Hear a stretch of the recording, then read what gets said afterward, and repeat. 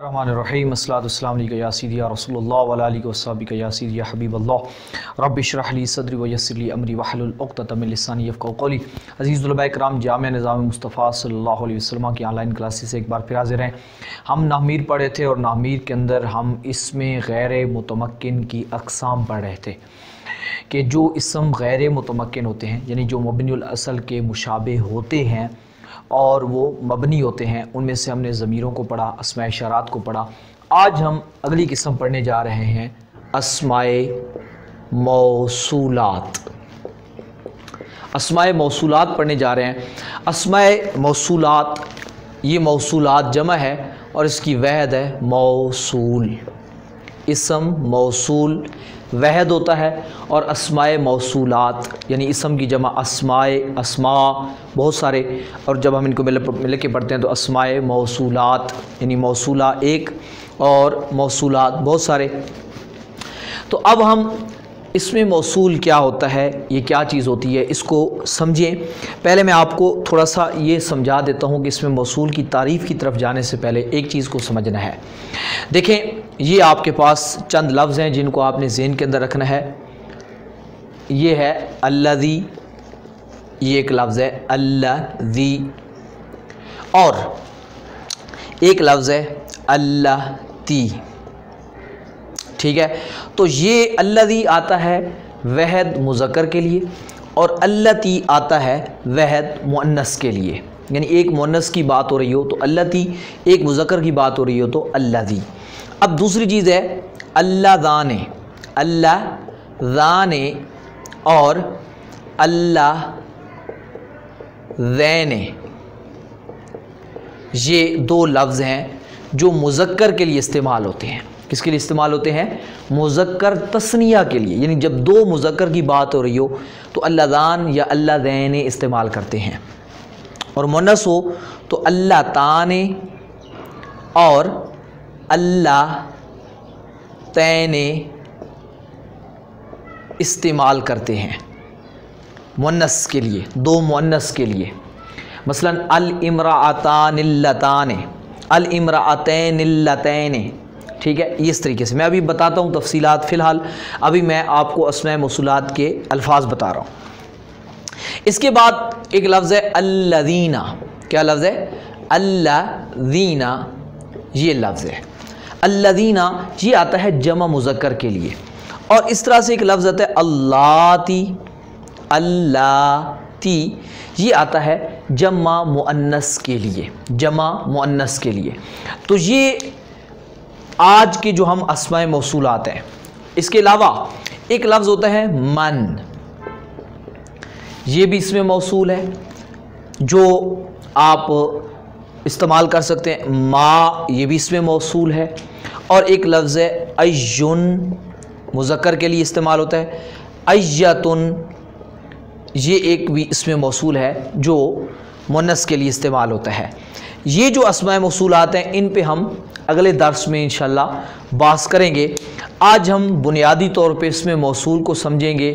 अभी मैंने एक पूरा नक्शा आपके सामने डाल दिया है ताकि आपको इसमें मौसूल जो है वो, ये सारे जो हैं अस्माए मौसूलात कहलाते हैं। ये सारे अस्माए मौसूलात कहलाते हैं। अब मैं आपको एक चीज़ जो है वो समझाने लगा हूँ जिसको आपने अपने ज़हन के अंदर बुनियादी तौर पे रखना है। फिर आपको इसमें मौसूल की तारीफ़ भी समझ आ जाएगी और इसमें मौसूल का इस्तेमाल भी समझ आ जाएगा।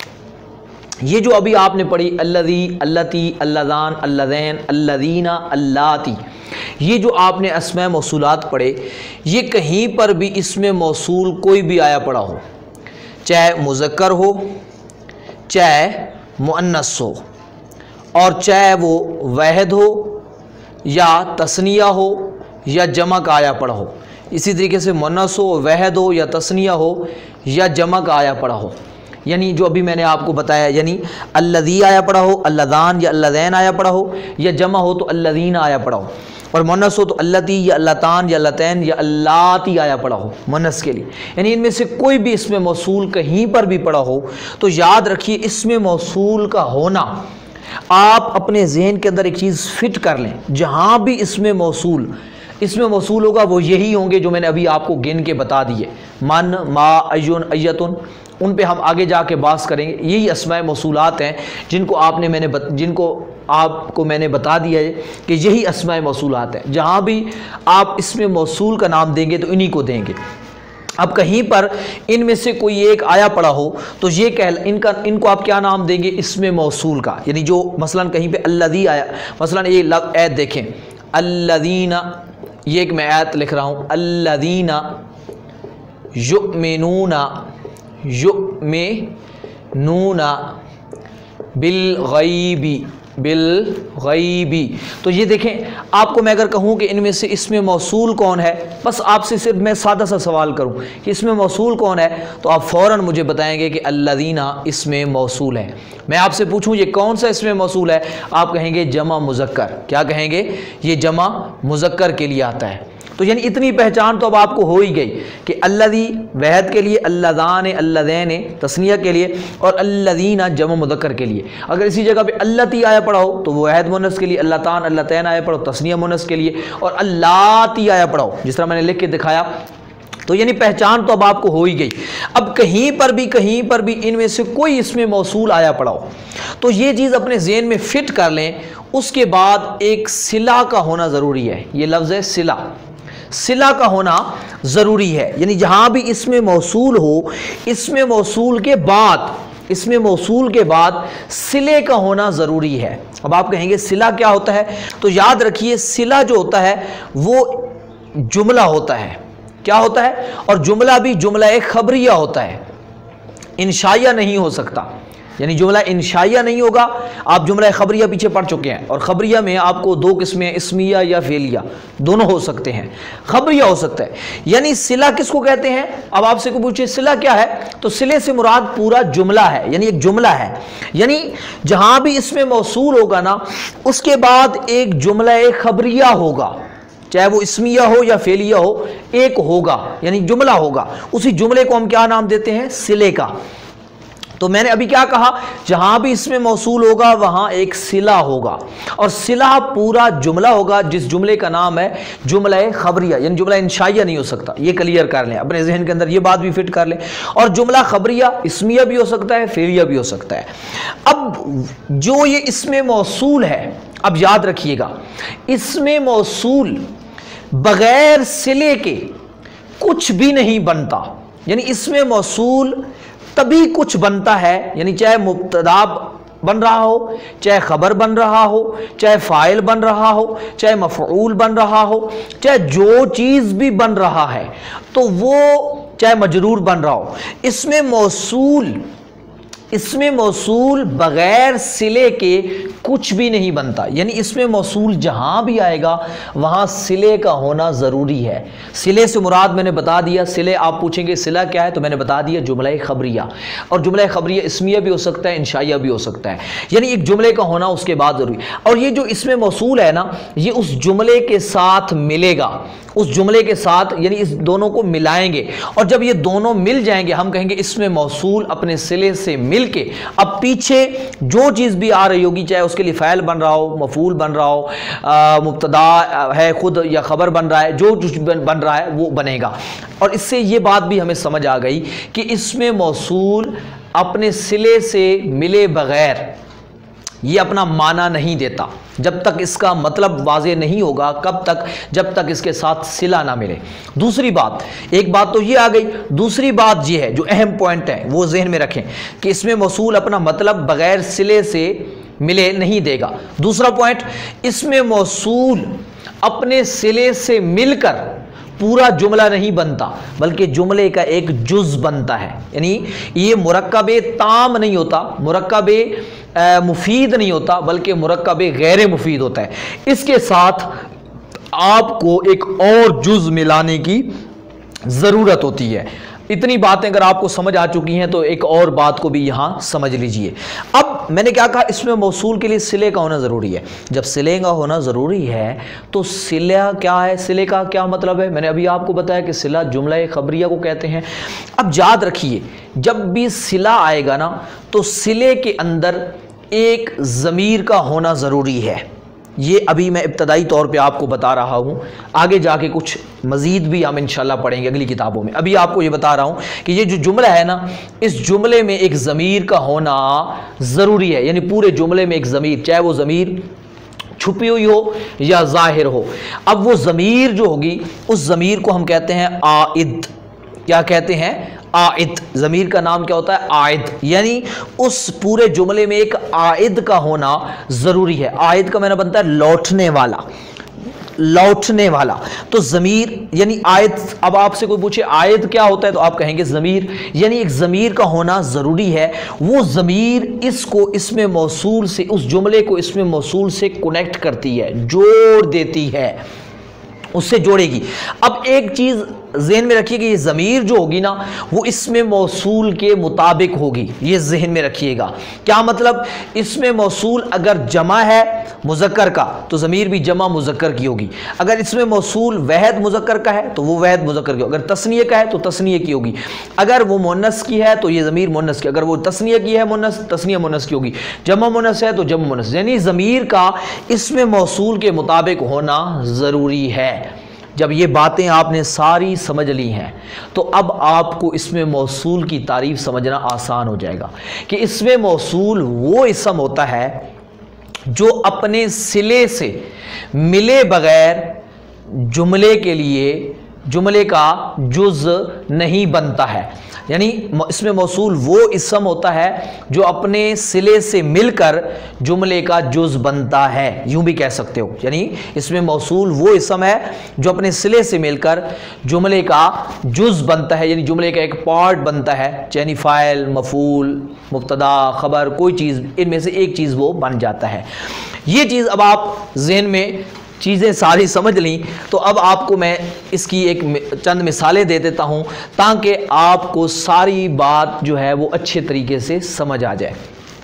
ہم نے ایک مثال ابھی اپنے سامنے رکھی تھی، لیکن میں ایک اور آسان سی مطلب ہے کہ نا میں مثال دے دیتا ہوں. مثلا میں کہتا ہوں ذاہبا، کیا لفظ بولا؟ ذاہبا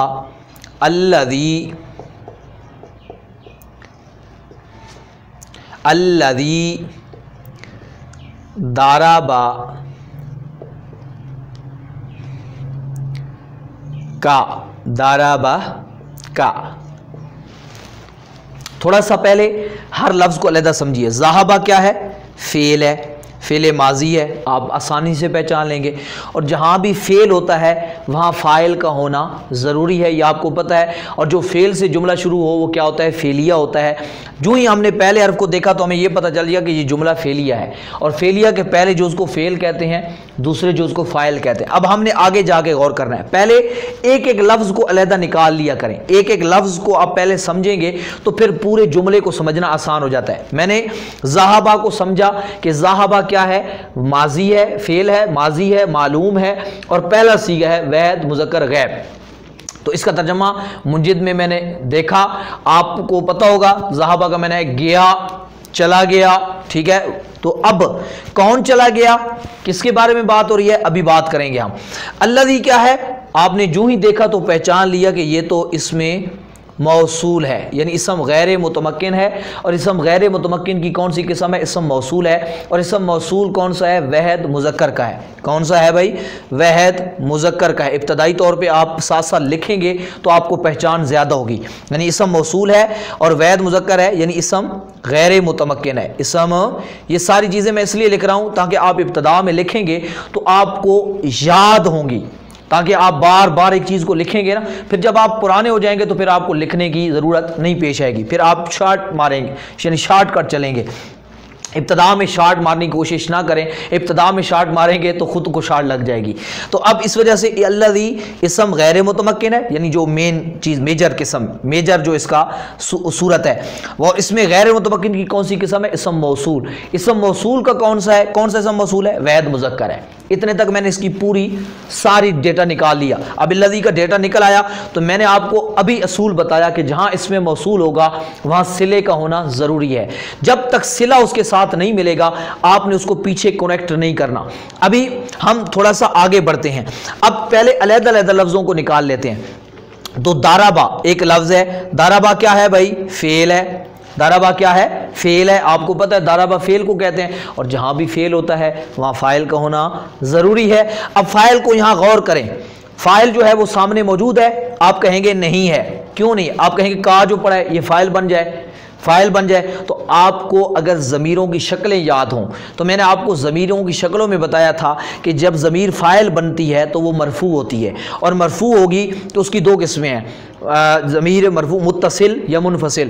متصل میں نے آپ کو بتایا تھا اگر حاضر کی ضمیر ہو تو تا زبر تا آتی ہے، تو یہ تا زبر تا ہے یا کاف زبر کا ہے، یعنی کاف زبر کا کا معنی بنتا ہے تو تا زبر تا کا معنی بنتا ہے تو۔ فاعل کی شکل میں یہ فاعل ہوتی تو تا زبر تا ہوتی، یعنی یوں ہوتی دربتا، دربتا، دربتا ہوتی، دربکا نہ ہوتی۔ تو یعنی یہ بات ہی سے مجھے پتہ چل جائے گا، تھوڑا سا عقل استعمال کر کے ضمیروں کی شکلوں سے بھی میں پہچان لوں گا کہ یہ فاعل نہیں ہے بلکہ یہ کیا ہے؟ مفعول ہے، کیونکہ کا کما کم، ہو ہما ہم، ہا ہما ہننا، کا کما کم، کی کما کننا، اور نی نا، یہ ضمیر کون سی شکل تھی؟ مفعول والی کی شکل تھی، یعنی ضمیر منصوب کی شکل تھی، اور منصوب کیا ہوتی ہے؟ مفعول ہوتی ہے، اور یہ عامل سے ملی پڑی ہے تو متصل ہے۔ تو پتہ یہ چلا کہ یہ تو کیا ہے؟ یہ تو مجھے ابھی پتہ چل گیا کہ یہ ضمیر مفعول ہے، مفعول ہے، اور منصوب ضمیر کون سی قسم ہے؟ ضمیر منصوب متصل ہے۔ تو جب لازمی بات ہے فعل بھی آ گیا، مفعول بھی آ گیا، تو فاعل تو یہاں سامنے نہیں ہے، تو لازمی بات ہے وہ چھپا ہوا ہوگا۔ چھپا ہوا ہمیں کیسے پتہ چلے گا؟ تو یعنی اسی طریقے سے، کیونکہ کام کرنے والے کون ضرور۔ اب آپ کہیں گے کون سی ہم ضمیر نکالیں؟ تو یاد رکھیں سیغے کو دیکھیں، فعل کا کون سا سیغہ ہے؟ یعنی فعل ماضی ہے دربا، تو یہ کون سا سیغہ ہے؟ بالکل پہلا سیغہ ہے۔ تو جیسا سیغہ ہوگا ویسی ہی ضمیر نکالیں گے۔ سیغہ کون سا ہے؟ وحد کا ہے، تو ضمیر بھی کون سی نکالیں گے؟ وحد کی نکالیں گے، اور وہ کون سی ہے؟ ہوا۔ وہ کون سی ہے؟ تو ہم کہیں گے اس کے اندر ہوا ضمیر جو ہے مرفوع متصل، جو اس کے ساتھ بالکل چمٹ کے غائب ہو گئی، وہ اس کے اندر چھپی پڑی ہے، وہ اس کا کیا بن رہی ہے؟ فاعل بن رہی ہے۔ وہ کیا بن رہی ہے؟ اب آپ تھوڑا سا، میں نے جب ایک ایک چیز نکال دی، اب اس کو میں ملانے لگا ہوں، ذرا غور کیجئے گا تاکہ آپ کو سمجھ آ جائے۔ پہلی چیز کو ذرا غور کریں کہ اس میں موصول آیا الذی، اس میں موصول جہاں بھی آئے گا وہاں آگے صلہ آنا ضروری ہے، اور صلے کا ہونا پورا جملے کا ہونا ضروری ہے، اور صلے کے اندر ایک ضمیر کا ہونا، عائد ضمیر کا ہونا بھی ضروری ہے۔ اب آپ تھوڑا سا غور کریں، تو اس میں موصول آ گیا تو اب ہمیں ایک جملے کی ضرورت ہے۔ اب ہم جہاں غور کریں، فعل، فاعل، مفعول، یہ مل کے کیا بنتے ہیں؟ جملہ فعلیہ خبریہ بنتے ہیں نا۔ آپ تھوڑا سا، آپ کو ذہن کے اندر جو جملہ فعل سے شروع ہو وہ فعلیہ ہوتا ہے، تو فعل کے ساتھ فاعل مل جائے اور مفعول بھی کبھی کبھی مل جاتا ہے تو وہ کیا ہو جاتا ہے؟ جملہ فعلیہ خبریہ، یعنی فعل اپنے فاعل سے مل کے جملہ فعلیہ خبریہ ہو گیا۔ اور اسی چیز کو تو ہم نے کہا تھا یہ صلہ ہے، یعنی جملہ فعلیہ خبریہ مل کے کیا بن گیا؟ صلہ ہو گیا۔ کیا ہو گیا؟ یعنی جملہ فعلیہ خبریہ ہو کے کیا ہو گیا؟ الذی، اس میں موصول کا صلہ ہو گیا۔ اب یہاں غور کریں، صلے میں ضمیر ہے کہ نہیں ہے؟ ہوا ضمیر پڑی ہے کہ نہیں پڑی؟ اور یہ ضمیر ہے بھی کس کی؟ وحد مذکر غائب کی، یعنی وحد مذکر کی ہے، ہوا وحد کی ہے، مذکر کی ہے، اور اس میں موصول کون سا آیا تھا؟ وحد مذکر کا۔ تو جیسا اس میں موصول آیا ویسی ہی ضمیر آئی، اور دوسری بات یعنی کیا ہے کہ یہ سارا مل کے اس کا کیا بن گیا؟ صلہ۔ اب اسم موصول کیا کہیں گے؟ اسم موصول اپنے صلے سے مل کر، اسم موصول اپنے صلے سے مل کر، اب پیچھے ہمارے پاس کیا تھا؟ فعل کے لیے ہمیں کیا چاہیے تھا؟ فاعل، تو یہ اس کا کیا بن گیا؟ فاعل بن گیا۔ کیا بن گیا؟ فاعل بن گیا، اور فعل اور فاعل مل کے جملہ فعلیہ خبریہ ہو گیا۔ یعنی ایک بار یوں جائیں گے اور پھر ہم یوں واپس لوٹیں گے، یعنی ایک بار اس طرح جائیں گے پھر الٹے قدموں لوٹے کے آئیں گے۔ تو اب یہاں آپ غور کریں تو اس کا ترجمہ کیا بنے گا؟ گیا، ذہبہ کا معنی بنتا ہے گیا۔ کون گیا بھائی؟ الذی کا معنی بنتا ہے جو، ابھی میں علیحدہ ترجمہ کر رہا ہوں، جو، دارابا مارا ہوا اس نے، یعنی جس، آپ کہیں گے دارابا مارا ہوا اس نے مارا، کا تجھے، اس نے تجھے مارا۔ اب اس کو جب میں ملاؤں گا تو یاد رکھیں جو اور اس کو ملاؤں گا تو بن جائے گا جس نے تجھے مارا۔ اب گیا وہ جس نے تجھے مارا، یعنی وہ گیا جس نے تجھے مارا، تو اب اگر اردو کے حساب سے ترجمہ کریں تو ہم کہیں گے جس نے تجھے مارا وہ چلا گیا، جس نے تجھے مارا وہ چلا گیا۔ اب یہاں آپ کو امید ہے یعنی ترجمہ کے اندر یاد رکھیں جو اس میں موصول ہے نا اردو میں، اس کا جب ہم ترجمہ کرتے ہیں جو جس، اگر جمع ہے تو وہ کہیں گے جنہوں، مفعول کی شکل ہوگی تو جنہیں، ٹھیک ہے جی، تو جنہوں جنہیں، تو جس نے جس کو، یہ ترجمہ ہوگا یعنی جو ان، ٹھیک ہے جی، جن جنہوں جنہیں، یہ ترجمہ ہوگا۔ ابھی یہاں غور کریں نا، گیا جس نے تجھے مارا، اگر یہاں عورت کی بات ہو رہی ہو، فرض کر اسی جگہ کو میں عورت سے بدل دیتا ہوں، یعنی اللہ کی بجائے اللہ تی ہو، کیا ہو، یہاں دیکھیں اللہ تی ہو، یہ دیکھیں لفظ کیا ہو، اللہ تی ہو، تو پیچھے سیگا کون سا ہوگا، ذاہبت، مونس کی بات ہے نا، تو ذاہبت، گئی گئی، اللتی جو، اب یہ یہاں کیا ہو جائے گا، دارا بت، اس، اگر اب یہاں ہوا نہیں ہوگا، اب یہاں مونس کا سیگا ہے تو ضمیر مونس کے مطابق ہوگی، ہے یا، دارا بت گئی، دارا بت مارا، ہے یا اس ایک عورت نے، کہا تجھے، جس عورت نے تجھے مارا وہ گئی، یعنی چلی گئی، وہ جس عورت نے تجھے مارا، یعنی جس نے تجھے مارا وہ چلی گئی۔ تو اب یہاں دیکھیں میں نے جو ہی اللہ تی لگایا تو ضمیر ہے یا آ گئی، ٹھیک ہے، اور ادھر سیگا بھی دارابت آیا۔ اب اگر یہاں میں جمع کا لے آتا ہوں، بات جمع کی لے آتا ہوں، میں کہتا ہوں، کیا کہتا ہوں، ذاہبا گئے، الذین دارابو، دارابا نہیں، اب دارابو کا اب ضمیر نکل آئے گی ہم نکل آئے گی، دارابو کیونکہ جمع کا سیگا ہے تو ضمیر فاعل بھی کون ہوگا، جمع، دارابو۔ تو اگر یہاں پہ میں کہوں ذاہبت چلی گئی، اللاتی دربنا کا، دربنا تو ضمیر نکل آئے گی ہننا، تو جیسا اس میں موصول ویسی ضمیر۔ اب یہاں امید ہے آپ کو یہ بنیادی طور پہ چند نکات مثال سے بھی سمجھ آ گئے ہوں گے۔ اب ایک دیکھیں نا قرآن مجید فرقان حمید کے اندر ایک مثال آپ کے سامنے رکھی تھی، الذین یؤمنون بالغیب۔ اب یہاں دیکھیں الذین اس میں موصول ہے اور جمع مذکر کے لیے آیا ہے، تو یہ آپ فوراً ذہن میں سمجھ لیں جب یہ جمع مذکر ہے تو آگے صلہ ہوگا، اور صلہ بھی کون سا ہوگا، جمع کا۔ دیکھیں فعل یؤمنون فعل مضارع ہے، آمنا یؤمنو ایمانن، ٹھیک ہے جی، تو یہ اکرم یکرمو سے ہے، باب افعال، ایمان لاتے ہیں یا ایمان، تو اب فعل ہے تو لازمی بات ہے فعل کا فاعل ہونا ضروری ہے، فاعل سامنے نہیں پڑا تو ہم اس کے اندر سے ضمیر اس کے مطابق نکال لیں گے۔ یؤمنون جمع کا سیگا ہے تو ضمیر بھی جمع کی ہوگی، اور سیگا غیب کا ہے تو ضمیر بھی غیب کی ہوگی، وہ کیا ہے، ہم، اس کے اندر فاعل ہے۔ اب یہاں غور کریں، ہم جمع مذکر کی ضمیر ہے، تو ادھر اس میں موصول کون سا آیا، جمع مذکر کا، تو ضمیر بھی جمع مذکر کی آئی، اور یہ جار مجرور کو ہم ملا کے اس کے ساتھ کنیکٹ کر دیتے ہیں۔ اب فعل اپنے فاعل اور اس سے مل کے جملہ فعلیہ خبریہ ہو گیا، جملہ فعلیہ خبریہ ہو کر موصول کا صلہ ہو گیا۔ ابھی آپ کو میں نے بتایا کہ موصول صلہ پورا جملہ نہیں ہوتے، جملے کا ایک جز ہوتے ہیں، جو ایمان لاتے ہیں غیب پر۔ اب اس کا ترجمہ کیا ہے، جو ایمان لاتے ہیں غیب پر، جو ایمان لاتے ہیں، یا یؤمنون کا ایک معنی یہ بھی بنتا ہے جو تصدیق کرتے ہیں بالغیب، غیب کی، ٹھیک ہے جی، جو غیب کی تصدیق کرتے ہیں، یا الذین یؤمنون بالغیب، جو مطلب ہے کہ نا پیچھے تصدیق کرتے ہیں، یہ بھی ہو سکتا ہے، یعنی سارے اس کے معنی ہو سکتے ہیں۔ تو اب ترجمہ دیکھیں نا، جو تو جمع کے اعتبار سے جو آیا۔ اب یہاں یہ بات یہ بنے گا، اب یہاں یہ جو پورا جملہ نہیں ہے، یعنی جب تک اس کے ساتھ کوئی اور چیز نہ ملے، تو ہم یہاں مبتدا نکال لیں گے، ہم سے مراد کون ہے، المؤمنون، یعنی المومنون نکال لیں گے، یہ ہے مبتدا، تو یہ سارا مل کے اس کی کیا بنے گا، خبر بنے گا۔ یعنی مومن وہ ہیں جو غیب پر ایمان لاتے ہیں، مومن وہ ہیں جو غیب پر ایمان لاتے ہیں، تو یعنی مومنون مبتدا تھا، الذین یؤمنون بالغیب کیا ہے، اس کی خبر بن جائے گی۔ تو یہاں ایک چیز، جب یہ ساری باتیں آپ کو سمجھ آ گئیں تو اب یہاں جو چیز ہماری بحث چل رہی ہے وہ بحث یہ ہے خلاصہ اس کا، یہ نکلتا ہے کہ اسم موصول اسم غیر متمکن کی قسم ہے اور اسماء موصولہ مبنی ہوتے ہیں، یعنی چاہے وہ فاعل بن رہے ہوں، چاہے وہ مفعول بن رہے ہوں، چاہے وہ مبتدا بن رہے ہوں، چاہے وہ خبر بن رہے ہوں، یعنی مطلب یہ ہے چاہے وہ حالت رفع میں ہوں، حالت نصبی میں ہوں، حالت جری میں ہوں، جس پوزیشن میں بھی ہوں تو یہ تبدیل نہیں ہوں گے۔ الذی الذی رہے گا، اللتی اللتی رہے گا، الذین الذین رہے گا اور اللاتی اللاتی ہی رہے گا، یعنی ان کے اندر کوئی تبدیلی نہیں آئے گی۔ مثلا میں نے ابھی یہاں فاعل کی شکل کر کے دکھائی نا، ذہب الذی، ذہب الذی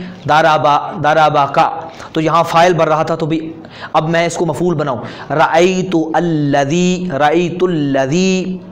ضربک، میں نے اس کو دیکھا جس نے تجھے مارا۔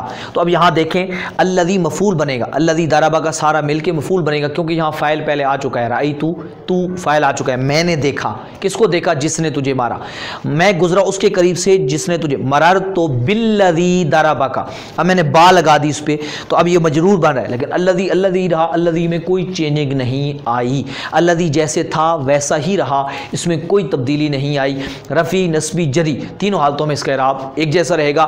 ابھی اس کے کچھ جو باقی اسماء موصولہ من، ما، ایون، ایتن جو ہیں اور الف لام یہ ابھی رہتے ہیں، ان کو ہم انشاءاللہ اگلے درس میں پڑھیں گے۔ ابھی اس کو آپ اچھے طریقے سے ان کو یاد کریں اور جو میں نے نکات اس میں آپ کو عرض کی ہیں ان کو نوٹ کر لیں، ان کو ذہن میں بٹھائیں، اس کی مثالیں نکالنے کی کوشش کریں۔ میں انشاءاللہ ابھی آپ کو کیونکہ قواعد پڑھا رہا ہوں، ابھی آپ کو ابتدائی طور پہ چیزیں یاد کرنی ہیں، سمجھنی ہے۔ ابھی میں اس کی مشق پہ اتنی زیادہ توجہ، یعنی آپ کو مشق ساتھ دے تو رہا ہوں، لیکن میں خود حل اس وجہ سے نہیں کرا، ایک دو مثال دے کے آگے جا رہا ہوں تاکہ ایک بار ہمارے ذہن کے اندر بنیادی جو قواعد ہیں وہ بیٹھ جائیں۔ اس کے بعد انشاءاللہ ہم ہر سبق پہ اجرا بھی کریں گے، اس کو استعمال بھی کریں گے تاکہ آپ کو پتہ چل جائے کہ یہ کس طرح سے استعمال ہوتی ہے، اس کی بھی ہم انشاءاللہ پریکٹس کرتے رہیں گے۔ ابھی جو چیزیں ہیں آپ ان چیزوں کو سمجھیں، ان کو ذہن میں بٹھائیں تاکہ آپ کو آگے جو ہے وہ مشکل پیش نہ آئے۔ اگر کوئی چیز پھر بھی سمجھ نہ آئے، واٹس ایپ نمبر شو ہو رہا ہے، آپ اس پہ سوال بھی کر سکتے ہیں، یہاں بھی سوال کر سکتے ہیں، آپ اپنی رائے بھی دیا کریں، اپنی رائے دے سکتے ہیں کہ جی سمجھ آ رہا ہے نہیں آ رہا، یا اس کو اور کیا کرنا چاہیے، اس میں اور کیا بہتری لانی چاہیے۔ کچھ طلباء نے اپنی آراء دی ہیں، انشاءاللہ آپ کی آراء کو ہم اس کے اوپر کوشش کریں گے، جتنی ہماری وسعت ہوئی ہم اس کے مطابق اس پہ عمل پیرا ہونے کی تو کوشش کریں گے، اور کوئی بھی سبق کا جو ایک لفظ ہے نا اس کو بھی سکپ نہ کیا کریں۔ اگر آپ نے کچھ سیکھنا ہے نا اور سمجھنا ہے تو آپ کو پورا ایک ایک حصہ سبق کا ذرا بھر بھی چھوڑنا نہیں ہوگا، وہ سننا ہوگا۔ بے شک آپ اس کو تھوڑا تھوڑا کر کے سنیں اور سبق کو 2 سے 3 بار سنا کریں، لکھا کریں تاکہ آپ کو آگے کسی قسم کی مشکل پیش نہ آئے۔ والحمدللہ رب العالمین اجمعین برحمتک یا ارحم الراحمین۔